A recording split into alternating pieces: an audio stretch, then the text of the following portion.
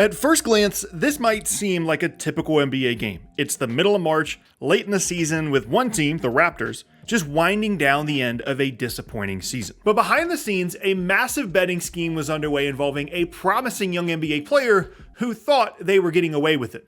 A player that is now banned from the NBA for life and facing years in federal prison. This is Jontay Porter, a former top 25 high school basketball recruit in the class of 2017 and the brother of Nuggets wing Michael Porter Jr. And as a prospect, as a skilled big with great size, he looked to have a promising future in the NBA. Both of the brothers committed to play college basketball at Missouri, and while Michael decided to declare for the 2018 NBA draft, Jontay decided to stick around for another year of seasoning in college. He was seen as a high-level lottery prospect for the upcoming 2019 NBA draft, but unfortunately suffered multiple knee injuries prior to his sophomore season. He still ended up declaring for the 2019 NBA draft anyway, but ultimately went undrafted due to those injury concerns. But surprisingly, Porter actually began to make his way a bit in the NBA.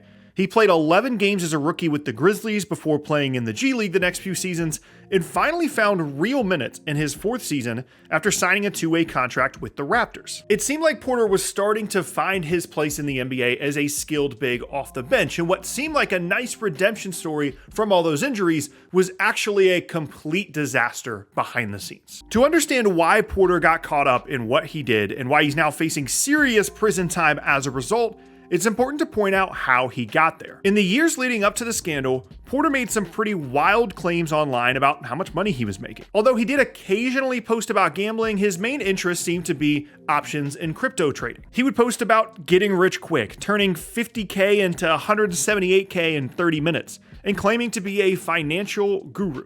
Which of course sounds way too good to be true. Whether that was true or just a complete hoax is pretty irrelevant, but what's important is that we know that at some point during his time in the NBA, Porter racked up a massive gambling debt. Records show that Porter was a VIP bettor on FanDuel and wagered millions of dollars on the platform from 2021 to 2023, although supposedly none of those bets were on basketball. Now, an NBA player betting millions might not seem like a ton. We hear stories all the time about players betting thousands of dollars on card games, and I myself was at Vegas for NBA Summer League one year and saw former NBA players playing blackjack for a ton of money per hand. But those were guys that made tens of millions of dollars over long NBA careers, not to mention making money outside of the league. And Porter was just barely hanging on in the NBA as an undrafted player.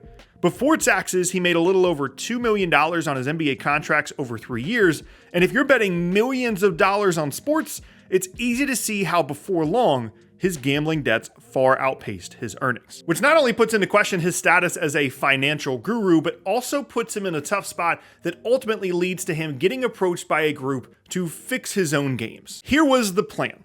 Since Porter owed a ton of money and needed a way out, his associates agreed to forgive some of his gambling debt if he helped them win some wagers.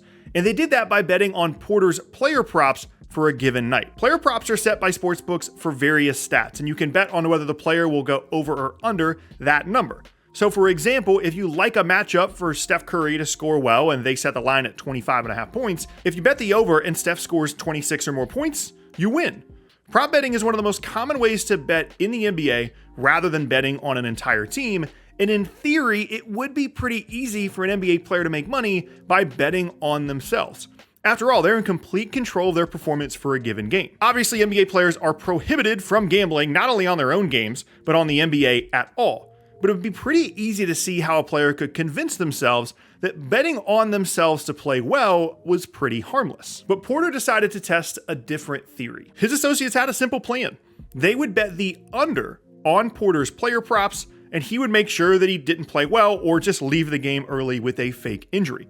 And as long as he didn't accidentally make some shots or he faked it well enough that they wouldn't get caught, they thought this was a foolproof plan to make some quick cash. Now, there are only 2 games that the NBA is certain Porter was fixing his own player props, and it's pretty easy to see why they got suspicious. He doesn't seem very engaged in the game at all. He's taking ill-advised shots that have almost no chance of going in, and wasn't playing like a guy that was just barely hanging on to an NBA roster spot.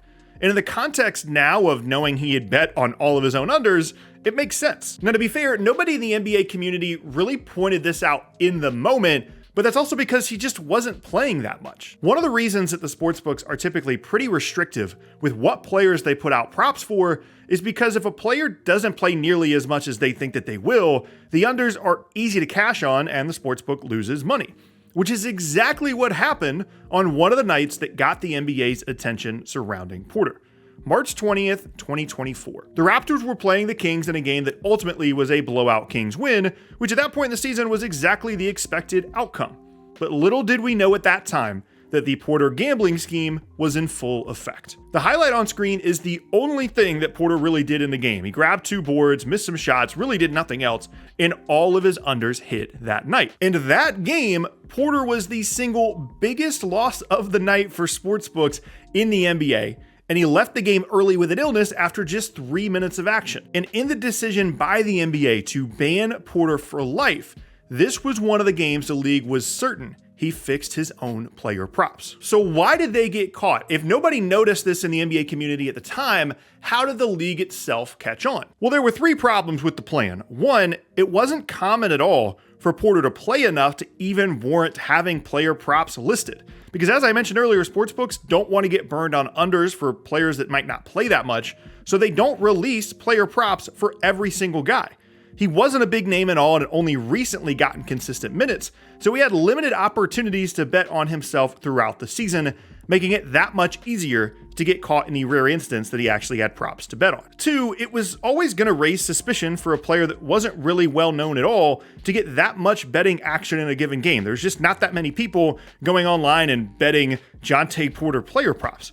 And 3, sportsbooks are very invested in making sure that they aren't getting cheated and to maintain the integrity of the games. And there are entire organizations whose job it is to catch exactly what was happening in these games. Not to mention, this is of course a massive integrity issue for the NBA as well, especially if they allow this to go on unchecked for years. And with these systems in place, the NBA and its betting partners flagged that March game and one other in January as suspicious, and Porter played just one more game with the Raptors before being pulled from the team, with the league opening up an investigation into possible betting irregularities. And upon investigation, what the NBA found was pretty clear.